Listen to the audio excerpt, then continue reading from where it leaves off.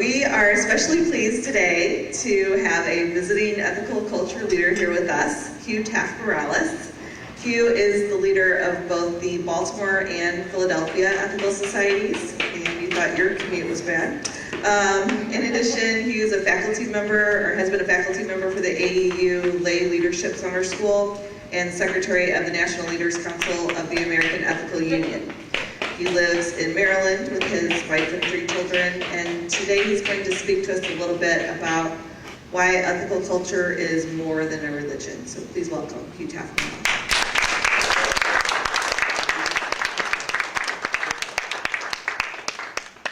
Thank you, Liz. There's a little bit more adrenaline running through me because I was sitting in my seat about 60 seconds ago, and I was saying, okay, let me get my notes for my talk out today, and I looked, and I could not find them. Here they were, up on the podium. So I did peek moments ago. So first, thank you, Liz. Thank you for the music, Megan. I love Liz's story. Whole Wyndham Hill crew. Just adorable music. I also want to thank Jill and Bill for their hospitality, both picking me up at the airport, planning for this, having my, the best B&B I've been in a long time. With a selection of coffee and food you can believe. So the amount of work you guys put into this society and ethical culture is amazing, and I really want to thank you, and you guys are lucky to have the all as a part of your community. Yeah. So let me start with what I taught for 25 years. Let me start with one of my favorite things, which is audience participation. How many people are basically new to ethical culture or in ethical humanism? You just wouldn't mind raising your hands. Fine, new. Okay, let's say within the last 2 months. Anybody within that frame? Okay, a couple people new. How many people, probably not people who are within 2 months, but maybe, I don't know, how many people consider ethical culture their religion? Their religion. Okay, all right. How many consider it very important in your life? Okay, all right, now, that was pretty much all the hands. It's actually more hands for the religion than I was thinking, given some of my conversations earlier. But what I want to talk about today is the conversation around that, because I think one of the most effective ways to spread ethical culture, if you really believe in it and you want it to be something that spreads in values and the way people act around the country, is to be able to talk about it with people who have never heard about it before. And one of the things that trips people up all the time is the term religion. Are we not, et cetera, et cetera. Some of the workshop I'm going to do later this afternoon will talk about some of that as well. And let me just start. When I use the term religion, I do not assume that that means anything supernatural or theistic. I think most of you, understand that. But that is something that is an uphill battle in our culture. Is that immediately people hear the term and associate it with a God concept or theism or something like that. So I grew up in a very, very secular home. And that made my approach to ethical culture different than I think many people. Because for me, traditional religions were these strange organizations and odd rituals and doorbell proselytizers. And I wasn't comfortable with any of that. I grew up on the East Coast in the 60s in a very secular home. My only religious hero really was Martin Luther King Jr. And he was my hero not because of his faith in God, but because of his faith in human beings. And I do think that's something we need more of today, here, in Ferguson, in the Mideast, and everywhere. So my thoughts go out to all those who have been hurt by violence that comes about when people do not have faith in human beings. Now, one of the reasons I went into ethical culture leadership is the sort of inspiration I got from Martin Luther King. I do think that it's one of the reasons I also went into teaching. For 25 years, I taught ethics, philosophy, and history. I taught in an Episcopal school for about my first 5 years, and during that time I gave many chapel talks. And a lot of them had to do with Martin Luther King. But when I wandered into ethical culture at the age of 40, I wasn't looking for a religion. I was looking for a place where me and my family could try to learn to live a little bit more ethically.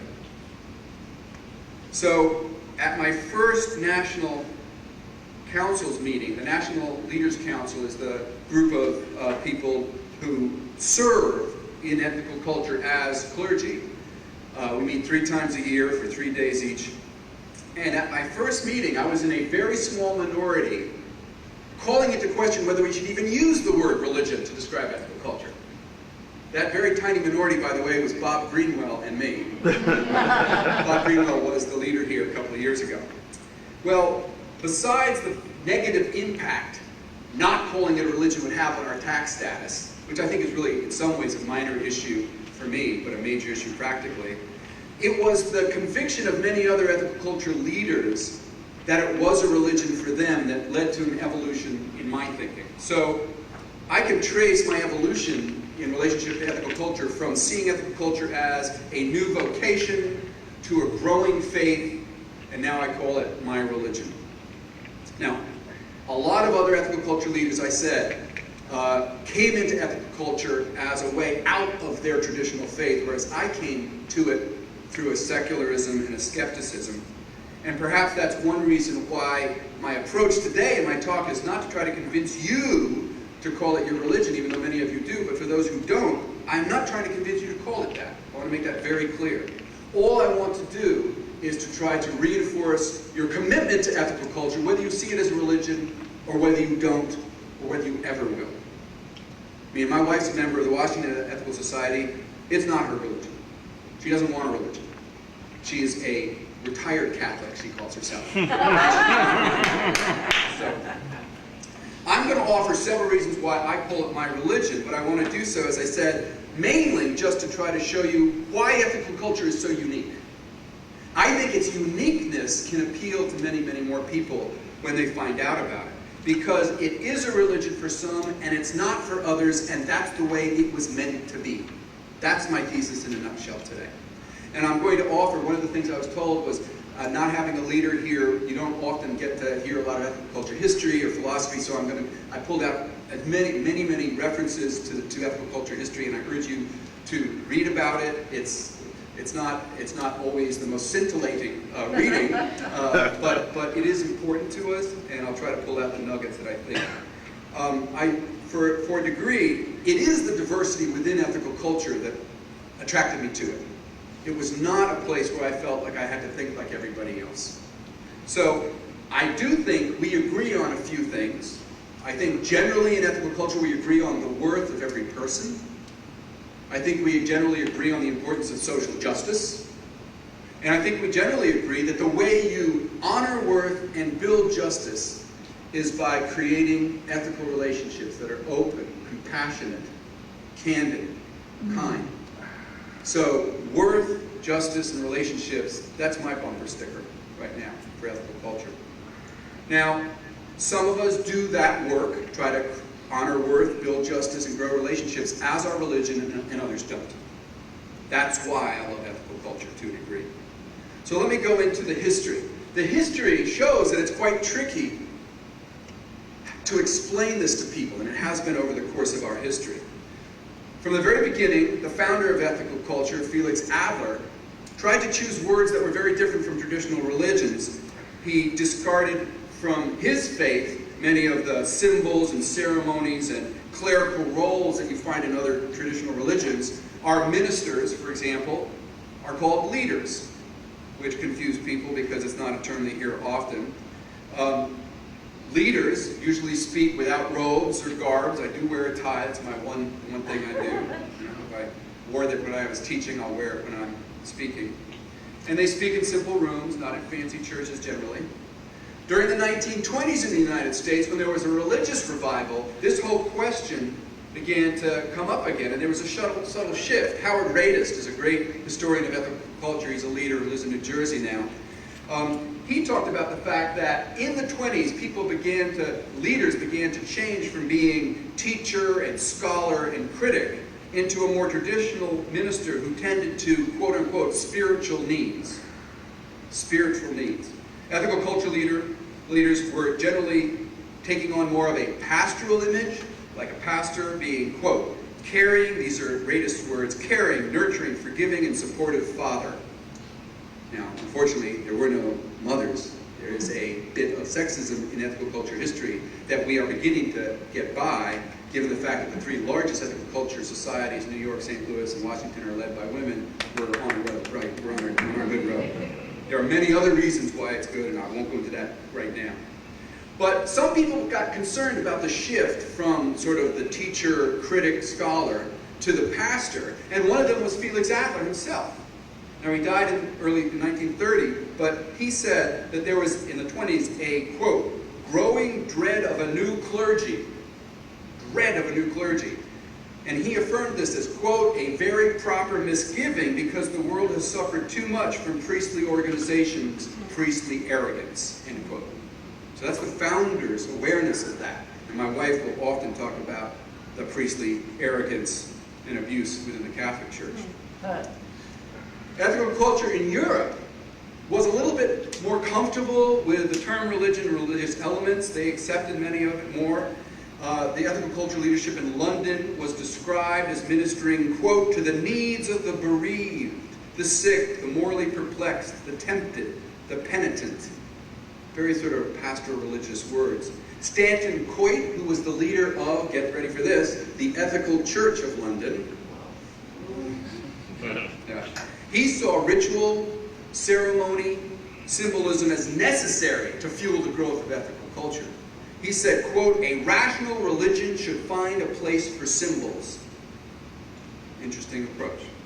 Now, England has a very different relationship with religion that we can go into later, which is one of the reasons why I think it's very different there. And it's why there's a huge difference in attitude between the International Humanist and Ethical Union, which is the international organization that the American Ethical Union, our organization, is a part of. And that's an interesting discussion for another time. In the 1950s, this debate in the United States heated up again because there was more experimentation. Howard writes that there were, quote, hints of regressive trends as the Philadelphia Society reported a ceremonial use of meditation and silence. Shocking. Meditation. I'm at the Philadelphia Society, and occasionally we have silence too. But there's almost an absurdity to that sort of reaction against ceremony in the case where a lack of ceremony as silence is somehow seen as too much ceremony. So there can be an overthinking, but it reminds me actually of, Patty may remember, we did a skit at summer school in 2006 where we had a little takeoff of an ethical culture ceremony where we answered the question about candles by having a very ritualistic moment where one person would bend over, light the candle, and the other person, as a compromise, would blow it out. Making everybody happy, right? But as innocuous as candles or silence are, some see it as the first steps on a slippery slope towards a unnecessary and distracting religiosity. And I take those concerns seriously. People come from different places. So the truce that generally has been suggested, there's a very thin little publication called the EU Concept Map. Some of it's much too heavy, but it talks about the compromise being that as long as ritual and ceremony do not replace ethics as the heart of ethical culture, then that's acceptable. It's acceptable to use those things because it speaks to a broader human experience. Now, it may be to ethical culture's credit or fault, depending on your perspective, that it resists taking on a lot of the trappings of traditional religion as a way to get more people in the door. It's probably due both to the fact that we have roots in the American free thought movement, which is a fascinating history, as well as it's probably due to Felix Adler's very, very strong intellectual independence, that we stay away from this attempt to get more people in by like a traditional church or synagogue or mosque. I do appreciate that we might be able to appeal to more people and maybe touch more parts of ourselves with a little more music and candles, but I also respect our tradition and our heritage of being wary of those, of where those could lead. So when I talk about ethical culture as my religion, I go to one particular moment in our history. It was the year I was born in 1957 when the U.S. Court of Appeals, in the case Washington Ethical Society versus the District of Columbia, came up with its ruling. And its ruling was written by Justice Warren Burger, a hero to many of us. Burger unequivocally ruled that the Washington Ethical Society functioned like a church, so it was allowed to have the constitutional protections of any religious organization. That's why we're a 503c organization, a religious organization, legally. He did not judge the ideas of the society. It essentially ruled that societies were religious institutions on a functional definition. It was the quack like a duck ruling, some people call it. It looks like a duck, quacks like a duck, and it's a duck. The court noted that the Washington Ethical Society engaged in activities similar to other places of worship. We had weekly services, Sunday school, ceremonies for the seasons, marriages, funerals, community service projects, and so on. And all those took place within what some people might call a congregational environment. Basically, it means people who stay together over the course of over a long period of time, supporting each other as a group. That's what other places of worship do. So the Washington Ethical Society is considered legally a religion. Now, from my perspective, that is enough to let me feel comfortable saying we're a religion in that way. There was a quote by Universalist minister Bill Murray, who wrote a neat book actually called Reason and Reverence that's worth looking at, because I think it combines the two poles of ethical culture as well. He says that religious humanism emphasizes the importance of communities that affirm, support, and encourage these values through preaching, teaching, caring for one another, and deliberating life and life's passages together. Secular humanism does not. And I think that's a fair distinction. The focus on what happens here on Sunday morning distinguishes us from some other secular humanist groups. Now, John Dewey wrote a book called A Common Faith, and I use him as well to help me understand what religion means to me. He distinguishes between religion and the religious. The religious as something that happens, as an experience. For Dewey, religions are particular and historical. They're functional, they're institutional. And in that way, ethical culture clearly is. We were founded, we have an organization, we met weekly. Felix Adler called it that, it became legally. All that to me is sufficient. But sometimes I feel that that's too overly academic or intellectual, and it doesn't address the more holistic aspects of what Dewey calls the religious, the experience that people have. Those characteristics that he calls religious are experiences of harmony or wholeness, engagement. They can come in many different forms. They can be aesthetic, like listening to Liz's story. They can be scientific. They can be moral or social or political sense of wholeness. And for many people, these experiences are the most important thing, whether you want to call them religious or not. What's important is they have those experiences. Dewey actually says that we need to free ourselves from religion so that we can access the religious, which I think is really good. I think a lot of people in traditional religions don't feel like it gets them what they want, those feelings of wholeness or completeness. Now, I don't think Dewey fully appreciated that ethical culture could do that as a religion without being caught in the trappings. We're particularly pragmatic. Ethical culture is very focused on avoiding stifling dogma that gets in the way of feeling these feelings that are important for us. And it's a lot more modest. Here, there are a couple of quotes that I think really reflect this modesty within ethical culture. Adler said, "In the past, they said, 'I know the way.' Today, we can only say, 'I know the direction.'" I like that. There's not one way, it's kind of over there, and we're all trying to get sort of over there. Another said, this was the National Leaders Council in 2008 wrote a statement, and they said, "Inspired by the ideal of perfected living that lies always beyond our reach. We may never get there. In fact, we won't ever get there, but we're trying to." Another historian, Muzzy, said, "We cannot reach the stars, but we can steer by them." So ethical culture serves as a way to try to live a life, but it doesn't give the answer. It's not a cookbook. You're not going to get there necessarily, and we all have different takes on it, and that's important to me too. It's not a dogma that doesn't change, it's constantly evolving. And that, I think, is very important because it opens life up. Now, turning to the more personal for me, I've had some experiences that I would call religious in quality. Experiences of humility. I mean, it's very humbling to be here speaking to you like I have something that's worth saying, and you know you all have these moments where you think that somebody's going to come and rip the curtain off and see the wizard, you're a fake. It's very humbling to try to stand up and speak about important issues every day. It's a humbling experience.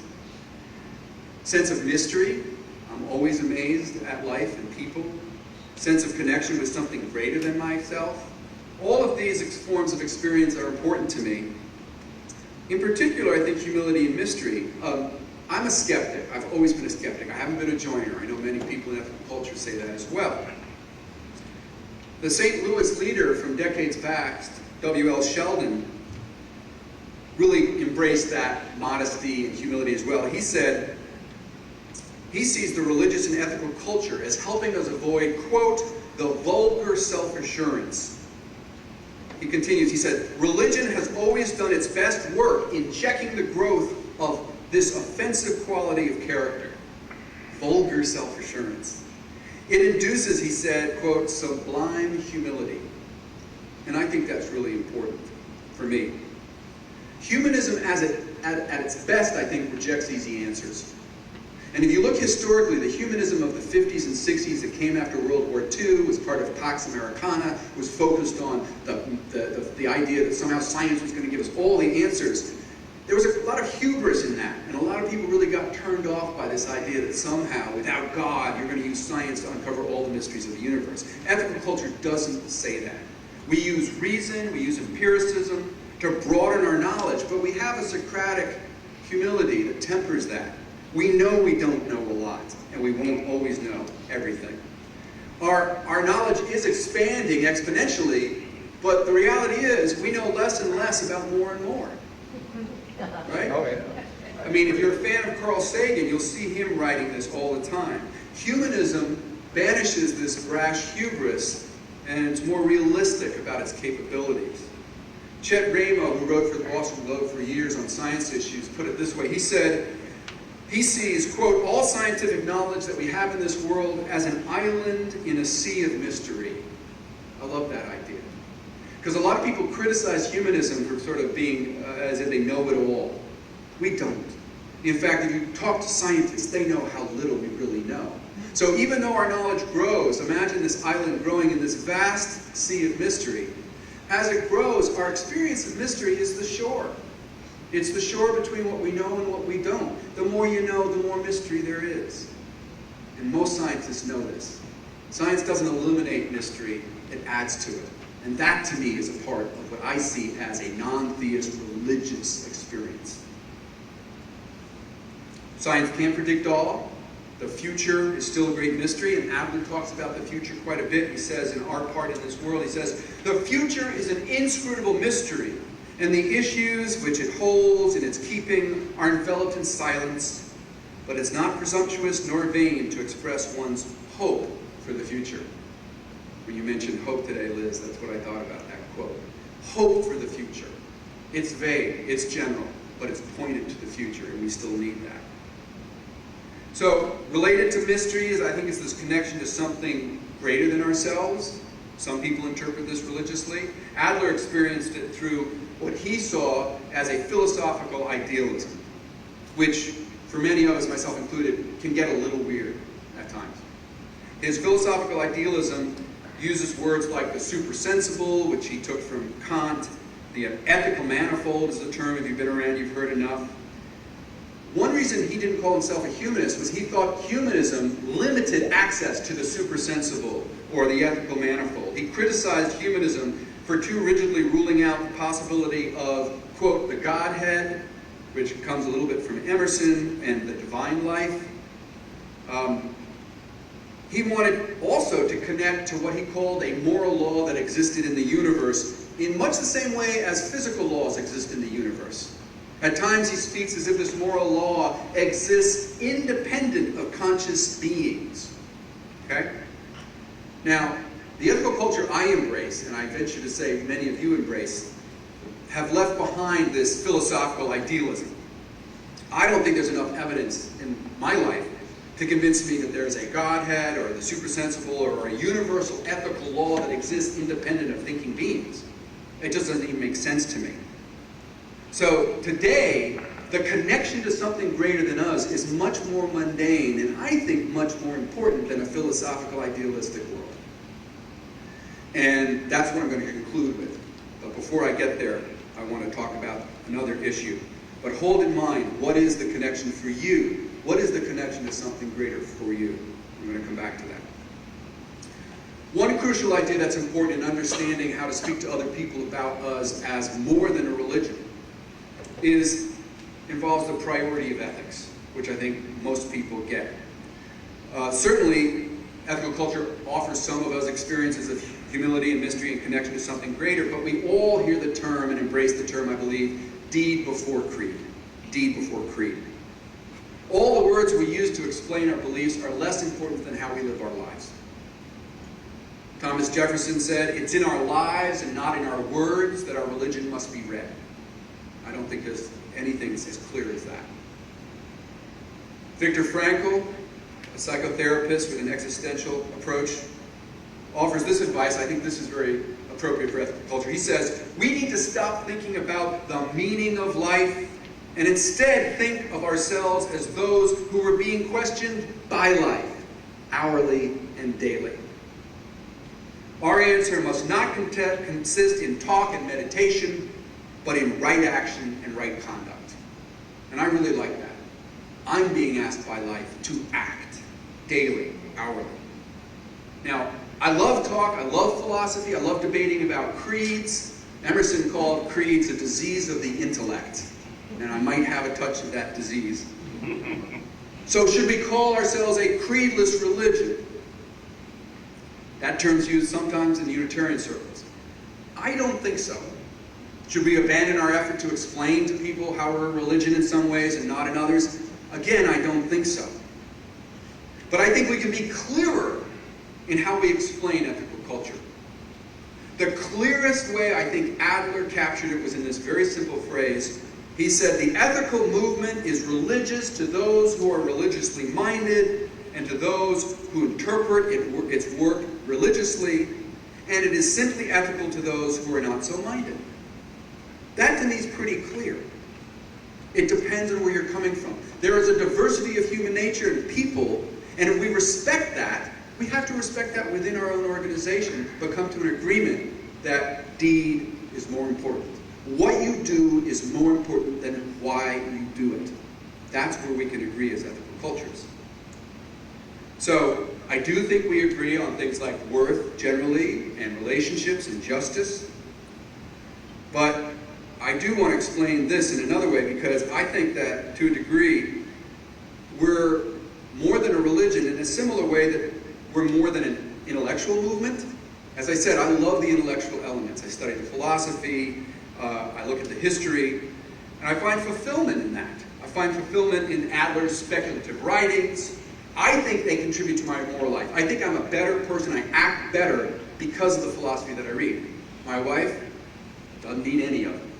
Doesn't need any of the philosophy. She acts more directly based on her own belief system. Adler said, quote, "He did not believe that for others such analysis was a necessary preparation or guide for ethical living." Now, I don't think the intellectual tradition has to be embraced by everybody in ethical culture, all of you here and everybody in the culture. But I do think it's an essential part of ethical culture. It's a part of our history. I think it needs to be sustained by the movement as a whole. Ethical culture has an intellectual history, but it's more than that. In the same way, I think we have religious elements that appeal to some people and not others, but they are part of what makes ethical culture different, that we offer to people who are religiously minded things that they might call religious, and we offer to people who are not the ability to connect with the values in a different way, outside of the religious wording. Listen to the words that Adler said. This is the speech that he gave on the 50th anniversary of the founding of ethical culture. He said, "Now the daring thought we had in the beginning of the ethical movement was to unite in one group, in one bond, those who had the religious feeling and those who simply cared for moral betterment.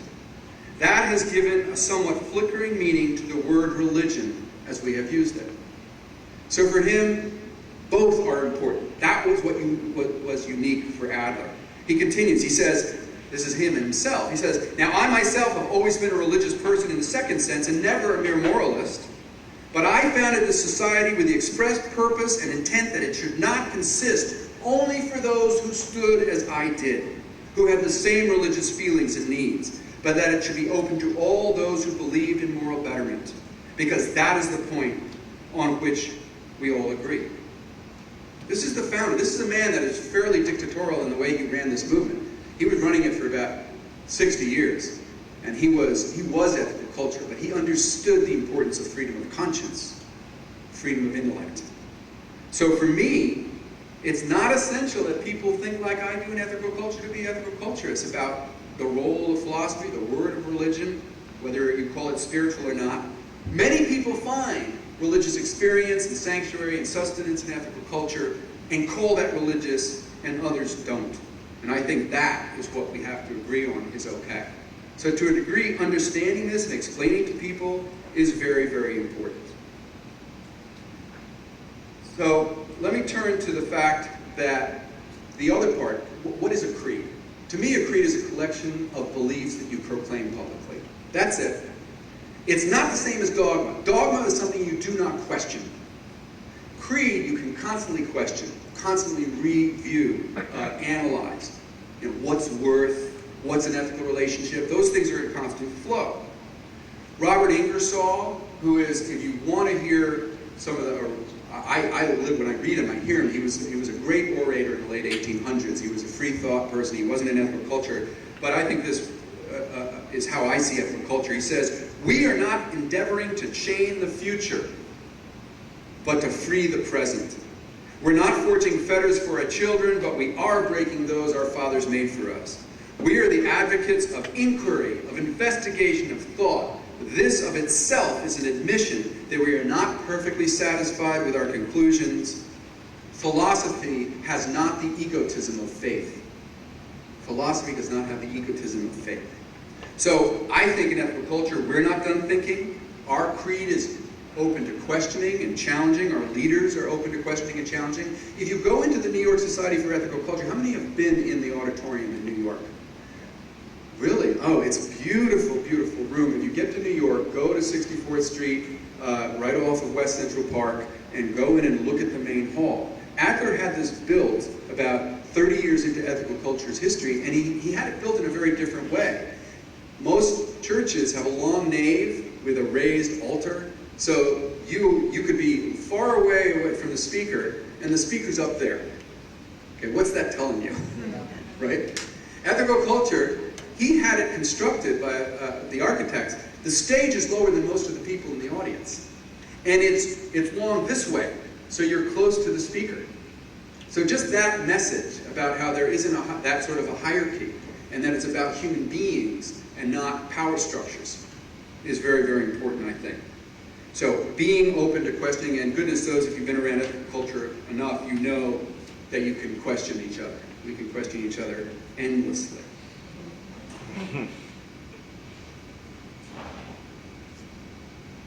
All right, let me return to this piece that I was talking about, connection to something greater. Did anybody, when I said that, can you just shout out what, if that made sense to you? You say, yes, for ethical culture is connection to something greater for me. What was that word for you, or words for you? Nature. Nature. Human spirit. Human spirit. Any others? Okay. What does it mean to be connected to something greater, too? Those are both great.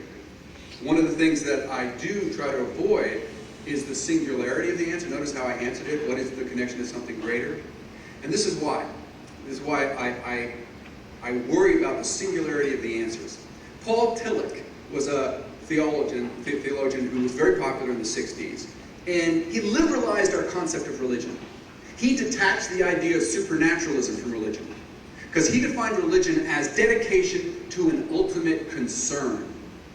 So that if you were concerned about socialism and you dedicated that, that could be your religion. And in the 60s, people began to see religion as that way. And I think a lot of people, there was a rise in ethical culture in the 60s, and I think to a degree that was because people began to say, okay, I get this. This is a commitment to ethics, and it doesn't have to be supernatural. In a way, it mirrors Adler's words. He says, in some ways, religion in a broad sense may be taken to be any cause in which we are supremely interested. Okay, so that's a similar link. For Tillich and for Adler, religion was more than it didn't have to be connected to the supernatural. But Adler had something more than just this. Listen to his wording. He says, but in its special signification, religion means a cosmic faith. Not only the desire to improve the conditions among men in this little human colony that dwells upon one of the smallest planets in the universe, but an outreaching towards the vast scheme of things, a cosmic sense, not only of mystery, but of trust. Now, as a kid, I lay on my back and I looked at the stars, and I felt that vast outreaching to things. But I'm a skeptic, and when I get that feeling, I begin to look over my shoulder to see who's trying to induce this feeling of sort of oceanic feeling that is talked about in Maslow and other writers. Because I worry about that. I worry that it's suspending my reason. So I don't invest heavily for ethical inspiration in the vast scheme of things. Adler did, and many in ethical culture do. I don't. Because for me, the individual person here and now is enough for ethical inspiration. However you see your connection to something greater, for me, I worry about the idea of dedication to an ultimate concern because it's like there's only one. Whenever somebody comes to my door and knocks on it and says, I have the answer, that's when I take a step back. You know, one answer to this complex life, the idea that there's a simple answer, because I have many concerns. I don't have one ultimate concern. I have many concerns. Life is complicated. I have my marriage, my wife, my kids, my profession, my family, my health, my relationships with friends, my relationships to those with needs, many, many more. If I was to choose any one of those, or even a small cluster, I think I'd deny the multiplicity of life. Living life, being a good person, is caring about many things. And sometimes those things clash. And figuring out how to live that life is difficult. I don't think the answer is picking one as the ultimate concern. That worries me. I think it's a constant effort to try to balance the many things you care deeply about. Now, I know that Adler uses the term ethical manifold. Sometimes people say, well, that's what he means. Many, many things, many folds. But the manifold is still too singular to me, and it's too close to a lot of other religious language. I don't really feel comfortable. I don't use it. So the closest I get to this concept of a single something greater is this sense of other individuals and human relationships in the particular, and I want to emphasize that. There's a Peanuts cartoon, and I think he actually, maybe either Lily Tomlin got it from Peanuts or Peanuts got it from Lily Tomlin, but she says, I love humanity, it's people I can't stand. Right?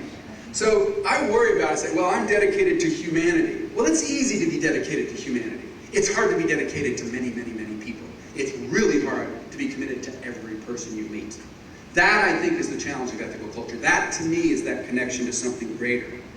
Because beyond my current experience now, human relationships in particular are constantly evolving. They have to evolve or they die. Behind all of the people that I meet lie mystery. I don't know how these relationships are going to unfold. There's deeper and more meaningful lived experience in the relationships I have with everybody I meet. For all those people I've known all my life, for people I'll meet today, with all of you, each of those is a packet of mystery and connection to greater things than myself. They have the potential to bring out our best. That's the heart of my religious faith. The belief that connecting to many, many different people and trying to have a relationship that's open, that's compassionate, that's carefully constructed out of the basic faith in the inherent worth of each individual. I mean, some people say ethical culture is a religion of relationships. Others might say it's just about relationships. Drop that word. Both are fine. So with every person that I meet, I nurture particular ethical relationships. Kurt Collier said that relationships are a co-created religious experience. I like that idea. If we bring our whole self to a relationship, it also involves trust, because it's scary. It's scary to open yourself up to people, and it takes time to learn the uniqueness of each individual person. By honoring the uniqueness, we honor what is most special in ethical culture. Again, I'm going to turn to Viktor Frankl, who Man's Search for Meaning, a Carl Jung book, Viktor Frankl, logotherapy. There are a certain number of existential books that I think are very useful for me. Frankl talks about speaking to people when they're caught in dark moods, maybe they're feeling suicidal. He says they need to be reminded that they matter, and that comes about best through individual relationships. If you're in a therapeutic setting, it is the concrete relationship between you and a therapist that makes you feel like you matter, that your story's being heard.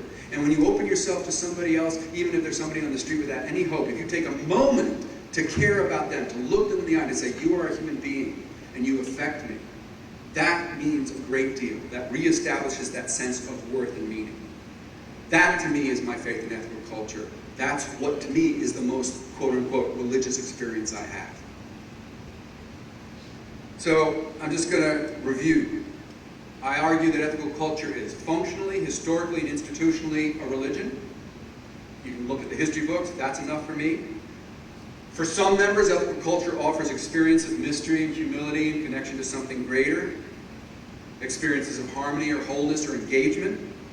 And these elements all flow from many, many different streams, by the way. They come from Judaism and Christianity and free thought and atheism. But unlike the traditional religions and strange rituals that I looked at as a kid, ethical culture nurtures unique relationships. That's where the religious flame, for me, burns the brightest. For me, ethical culture is more than a religion. It's about living an ethical life. You don't have to be religious to do that. You don't have to be religious to live an ethical life. But it is my religion because it doesn't have to be yours. It's more than a religion. I hope I've offered you something to chew on. Thank you.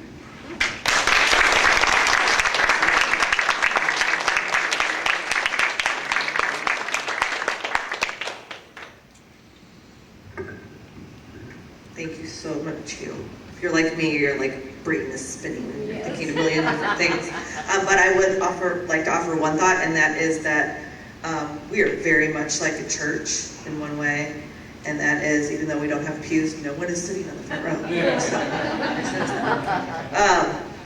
So we will move on. Hugh is going to be here during our potluck, which is going to occur right after we get done here, and then he's going to present a workshop at 1 o'clock on, I have to get the title right. It's Free Thinkers, Atheists, and Faitheists. Yeah. So please stay for that.